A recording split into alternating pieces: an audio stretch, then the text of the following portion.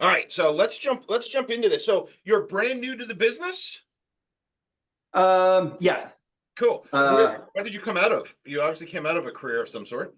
well, I still own two salons here in Kingston, so I'm slowly transitioning. I'm padding my retirement, and the goal is to sell the salons over the next 5 to 8 years, Cool. and build up the real estate business over those 5 to 8 years, and continue that until death do us part. Is that where the 14 Pro Max bitches comes in? 14 Pro Max bitches. Yeah, I was sort of nervous that was the name that was on there. I was like, oh, well, okay, I It gotcha. is. That's great. I love it. It makes you stand out. No offense. I didn't think a guy named Steven was coming on, but whatever. You're gonna have to try to figure out how to change that. Well, yeah, I could change it, but I'm going to leave it because I think it's great. All right, fine. I'm good with it too. It's all There good. you go. There you go. That's all right. Yeah.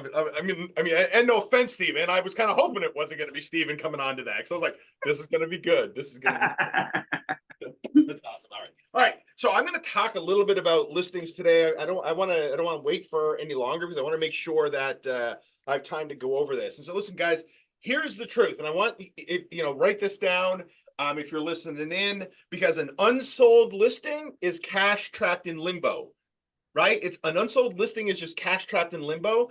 And that's for you as the agent and for the seller. And so our job is to make sure that we're selling listings. Um, does anybody on here who wants to talk, maybe it's just you and me, Steven, know why listings don't sell? What's the number one reason listings don't sell? In my brief experience, it's been it's priced too high or it's not staged properly. Number one reason by far is that it is priced too high. It's priced too high. So like that is the number one reason by far. And so I want to talk about today is, man, how do we either any listings that we currently have, how do we make sure that they're priced correctly, and what's the conversation we have with our seller? Or if you're going out on a listing presentation, how do we stage that listing presentation? Because most people who watch this already have a listing presentation, but how do you stage the opportunity for us to make sure we price it right, that we stage it correctly, that everything, that we're setting it up to win? So I don't know, Steven, you're obviously new to the group. So for those who are on here, there's a couple on here. Those don't know who I am. I'm Jarrod. I'm probably from a tier perspective in our rev share system at probably above where you guys are. So I'm here to support and help you in anything. If you guys don't follow me on social media, follow me on social media. If you need anything, don't hesitate to reach out. The reality, for me, I've been in the real estate business for 30 years. I used to own a big real estate office in Ottawa. Most of my real estate career was in Florida. One of my best friends is Tom Ferry. I've coached for Tom as a coach for him for, I think, 10, 15 years. I've been a client of his for probably 25 years. Tom was my coach back when I started in real estate at like 20 years old. So I've been in the business a long time. I now only coach. Well, again, my level of coaching is they have to be doing $1 million in GCI or above, but I coach mostly team agents, so people who are growing teams. So anything I teach you is things that are coming up with companies or teams or agents. My goal is to keep you guys ahead of the market. And so what we know to be true in the listing side is the listing side is always going to be the most powerful side. And while I don't know specific stats for your different areas, like I know that Toronto right now has got more inventory on the market than it's seen since 2009. Now, here's the truth, guys. Your market, I don't care where you are, is still pretty strong. It's still pretty good. Like I'm, more attached to the Ottawa market, but it's still a pretty strong market. But the number one thing when any market takes a switch is it's always the listings are probably priced too high, because when sellers take a price, they always want a price that was 6 months ahead of where they were. right? Where, oh, the market's going to continue to skyrocket. So let's just list my house up here. And buyers are always, again, 6 months, or sorry, backwards. Sellers are 6 months behind in this market and buyers are 6 months ahead where, oh, prices are dropping and blah, blah, blah. And so our job as real estate agents in negotiations is to bring the buyer and seller closer together. But it starts with the seller making sure that their home is priced right. So sales is nothing more than a series of conversation. And so we've got a master conversations. I preach this, and I probably, if you haven't read this book, Phil Jones, Exactly What to Say, the magic words for influence and impact, get it, read it. It's a simple read. If you do Audible, get it on Audible, because the more you master language in real estate, the better off you're going to be. So I'm going to share with you a little bit, a strategy that I used, to talk a little bit about what are the different parts of listing a house that helps a house sell. And so us as real estate agents, when we go in and present, most of us present in a way that I am responsible for the sale of your home. And here's the truth. You're not responsible for the sale of your home. In fact, as the agent, you're only responsible for a few key things. And so, but how do we explain that to the seller? And so I'm going to show you how I would explain that to the seller. And I want you to think about how you're explaining it to the seller. And so, Steve, you're on here. You're unmuted, right? I am unmuted. So I'm just going to pretend you're the seller just because you're on. I want to talk to somebody real. So you don't necessarily have the answer as a role play, but I'm going to kind of talk to you as if you were the seller, and so that you know. And so you're going to go in and you're going to, again, talk about listing a home. But this is what you're going to say. And so, Mr. Seller, there are really, hold on here. Let me get to my notes. Do, do, do, do, do, do. Thought I had my notes taken in here. There are really three things. I don't have my notes, but I can do it by. There are three things that affect the sale of your home. And so, Mr. Seller, I want to share with you what those three things are, and so that you understand, what's in our control, what's out of our control, and what's in your control. And so I want to be super clear. The three things that affect the sale of your home, the very first thing is the market. And here's the truth. The market is not in your control. It's not in my control. There's nothing that we can do about this. It is what is going to, help us or hinder us in selling your home. But in any time frame, there's always going to be market conditions that affect us. Here's the second thing. The second thing is the seller, which means you. And so at the end of the day, you're going to have some control in how we sell your home and the decisions that you have to make. There's some really important decisions that you have to make. And so there is also the agent, and the agent is me. And the truth is I have really three key jobs that I need to make sure that I do outside of giving you advice to help you make the right educated decision. And so I want to start right here with the market. And so there's three things in the market that is really going to affect the sale of your home. Number one is the economy. And so let's talk really quickly just about the economy. Prices have skyrocketed. The price of gas has gone up. Just to live life, it is way more expensive than it is now. And what that does, it affects affordability, is what the consumer can actually afford in a home. And so we have to keep that in mind when pricing your home, is that that is going to affect how many buyers are out there buying a home and what they can afford. Does that make sense? Perfect. The next thing is interest rates. And so interest rates is always a factor that we have no control over. Now, interest rates also have a lot to do with affordability. And so when interest rates are low, people can buy more because their payments are lower. When interest rates are high, they can only afford less. And so therefore the number of homes that they can possibly buy may be smaller. And so we have to keep that in mind when we're pricing your home, because we want to make sure we get your home sold. And the third thing, which is something that always will change, which is your competition. Guys, just so you know, I spell things differently. So if I spell things wrong, you have to look at it from the perspective that I'm just super smart and I make things up. But competition. And competition is always changing. And so here's the truth, Mr. Seller. If your neighbor listed their home for $100,000 less than yours because your neighbor was in a rush to sell because they started a new job on the other side of the country and they own their house in cash and they were okay with selling it low, would that affect the possibilities of you selling your home? Yeah, of course it would. And so we have to understand that these three things often play the villain in home sales. It's not in your control. It's not in my control, but it is things that I want you to understand that you keep in mind as we're going through the process of getting your home sold. Does that make sense? Yes. Okay, great. And so the second thing, right? The second thing is the seller.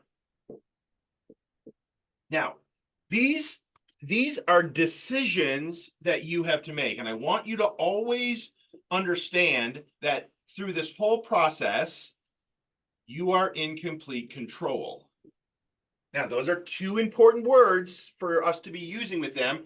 That, Mr. Seller, it's your decision. So they know that they ultimately, play a part in the sale of their home and that they are in control. Because one of the things that, again, with a lot of sellers is they feel that they're out of control. And we need to understand, man, these are the three things that control the sale of your home. And you ultimately make those decisions, right? And so the very first thing, Mr. Seller, is property condition. And so what I can advise you as a real estate agent is we are now in a beauty pageant and a price war, which means people want the nicest house for the least amount of money. And so when we talk about your home, I may give you some advice on how to make it better from a condition perspective. And it may be paint, it may be carpet, it may be fixing a tile, it could be little things. And you have to decide whether it's worth it for you to do it. Now, as an agent, I also know the areas of your home that is worth fixing up because you could get more money if you fix it up. And I also know the opposite, which means it may not be worth you putting and investing money in a certain area because you may not get it back. I'll give you an example. Painting a home. Painting a home is always way more cost effective and can really do a good job on getting people to want to buy your home. And so painting, if your home needs it, is always a good step to do, right? Renovating a bathroom, depending on what's in there right now, may not be. And so I will walk you through that. But at the end of the day, you have to make the decision of how much you want to invest in your home in order for us to move forward. Here's the next thing. The terms of the sale. And so I'm going to give you an example of a term of the sale that is really important, and we'll discuss this as we move forward, is one of the best seller strategies that helps get more buyers into your house is the willingness to pay the buyer broker commission. Right? Like, guys, if you don't know what's happening in the US right now with the buyer broker stuff, with NAR, it's a bit of a nightmare. So this conversation is huge down there right now, but it's still relevant to you, right?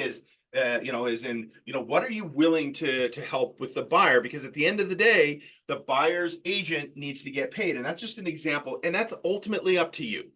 That's the decision you can make. And there's other terms that as we go through the listing agreement, I will share with you, but you're in control of what we do. And these three things that we're talking about can drastically affect your opportunity to get your home sold. Here's the last one, and probably the most important one, is your list price. And your list price. And what we know from the perspective of coming out of the gate and your list price is that your property is never more valuable to a buyer than on the day it's listed, right? It's spurred by the buyer's instinct to act quickly so that they don't lose out to someone else. However, as your home stays on the market longer, the urgency fails. And as a result, the property's perceived value does the exact same thing. So your property will attract the most attention on the day it's listed because of the way our platforms show up and the way agents look at listings. But as your listing ages or it's on the market longer, both visibility and the interest from buyers will decline. So knowing these factors, you have to understand how critical it is that we price your home correctly from the beginning, right? And so guys, that's an important piece but listen, Mr. Seller, ultimately what we list your home for is your decision. And I am going to always monitor the market to make sure that you're staying competitive, because the competition is out of our control. And so I don't want you to get mad at me when when I'm coming and I'm sharing what the competition is, and the competition says that, or there's more homes on the market for buyers that are in homes like yours. And so you want to be really, really, really thoughtful in the price that you're going to list your home for. And I'm going to help you make that decision based on stats and data. Here's the third thing. The third thing is the agent. Now, that's mine.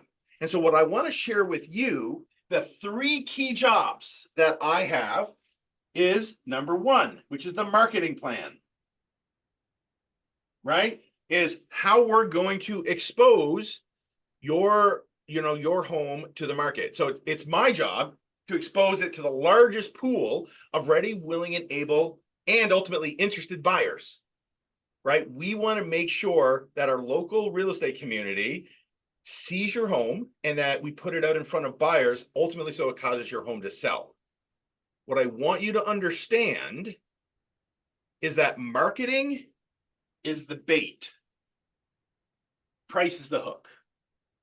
Marketing is the bait, which means my job is to, bait the buyers, bait the agents to get them to come in. But the hook is always going to be in your control, which is the list price. Does that make sense? Yeah, okay, perfect. Here's the second thing. My second job is negotiations. Right. Again, as you could hear, guys, you can use a stat, my team, whatever. You can even use, EXP stats. I don't care, but you want to get, one of the things that we focus on is how to negotiate, or I study how to negotiate and what are the magic words for influence and impact, right? You could be using that. But ultimately, negotiation is what you also pay me to do, right? I am going to do my best to negotiate with the buyer and seller so that you get the amount of money in the time frame that you ask. So my job is to do that, but it's a direct reflection in the terms. And so I'm going to negotiate the best terms for you, but ultimately the terms are your decision. Does that make sense? Cool. And here's the third thing. The third thing is deal support. And so my job is to help you walk through from the point at which we get a contract to the point at which it closes, and making sure that we're following deadlines, that I'm putting you in touch with the right people, we're getting the things done that we need to do to make sure that the home goes from contract to close as smoothly as possible. You'd be surprised at how many agents stop their job at negotiation and cause buyers' deals to fall apart. So my job is to help you see it all.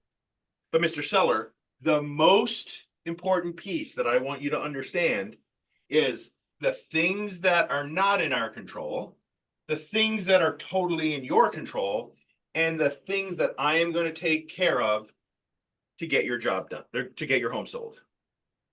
So guys, the reason we do this is now it's very clear to the seller that they have some responsibility in this.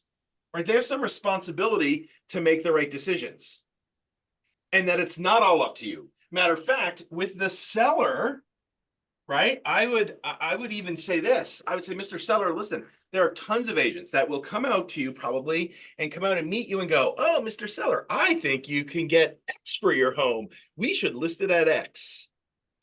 But there's a lot of agents that also just want to get listings to market it, and they're doing it in your best interest, but they're not doing it based on data, and they're trying to control your decision of what you list your home for. And it may sound good to you because you might go, hey, I can do this, but I want you to understand that I'm going to walk you through this because ultimately it's your decision on what you list your home for.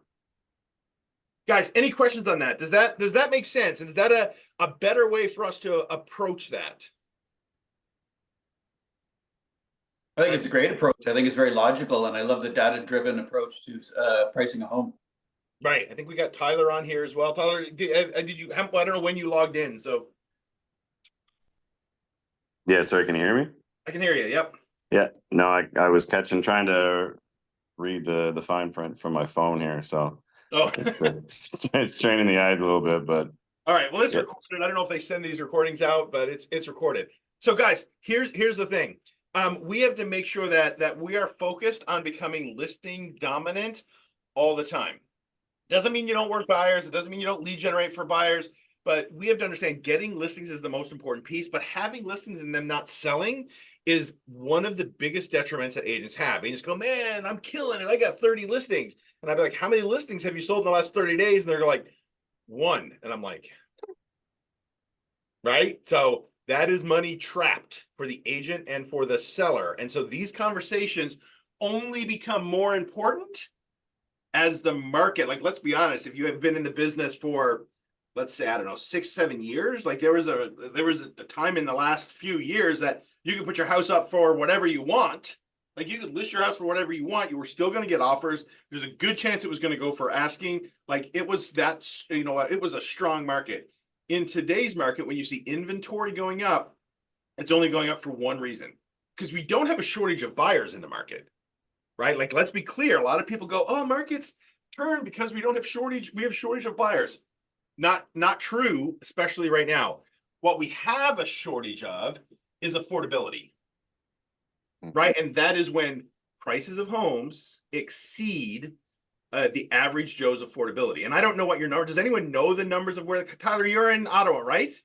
yes, So do you know the numbers? Like from an affordability perspective, like what's the average? Like is home value exceeded affordability right now? yeah. I mean, it's if you were to combine both, I guess condo and residential. I was just looking the other day; it's about 610 is the average. Yeah, at I mean, yeah, you're seeing rates helping a bit, but this point, I, yep. s- I still think people are kind of hesitant, and sellers are still kind of stuck in the idea that, well, I should be able to get as much as people did a couple years ago. Yep. Yep, 100%, right? And so, and we know that that's not the truth, but our job is to make sure that they understand it and that they see it. And it's not easy because, like I said before, buyers are stuck in a world where they think that we could get, or sorry, sellers are stuck in a world where they think they can still get what they could 6 7 months ago, and buyers are stuck in a world where it's 6 months from now and the market has crashed, which market's not going to crash. Not how it works. We have no worry about that. But what we're doing is it's not that buyers aren't out there. It's the fact that we're running really tight on affordability. And so we have to be very competitive in this, which means with our sellers, it's important they list it the right price out of the gate. Because if they do, they'll still sell. Like Tyler, are you seeing Steven's on here, but he's a newer agent. Tyler, are you seeing the right priced homes sell quickly? Like, are you looking at like, oh, that home's been on the market for 5 or 6 days and it's already got a contract on it because it was priced Yeah, right? absolutely. Yeah, and so Yeah, that's sometimes even over asking. Like we're not seeing yeah, 60, 100 grand like before, but you're seeing 10, 15, maybe even 20, but yep, it yep. still happens from time to time, but the majority, if they're priced right, they're going for asking maybe 5, 10 under. Yeah. And so, guys, that's why, and again, you use those as examples. Hey, listen, we still have a really strong market, but we also have the opposite, which is really homes that are sitting on the market. And the key to that is making sure that you make the right decision to list the home at the right price. In fact, if we list it at the right price, you may be even able to get more than asking. And so here's the strategy behind that, right? I mean, and again, I don't have time to talk about it, but simple strategy behind that is we could list in three ways. We could list over market value. Home will sit longer. We're looking for that specific buyer. Matter of fact, there's a chance that we'll never sell the home and we'll end up having to do a price adjustment. The second way is we price it at market. Home will be on the market a little bit longer. However, we may see more buyers through, but they're going to want to negotiate with. Or we price a little bit under where the market is. We're the first to sell, and we might get into a bidding war where the home will sell over asking, and ultimately you'll get more money. Right, that's the three different strategies in the market we're in right now. The third strategy is absolutely the best strategy, for a seller. All right, guys, I got to jump. Peace out. Thanks for jumping on here. Like I said, if you guys need anything, don't hesitate to reach out. You can follow me on social media and reach out to me that way.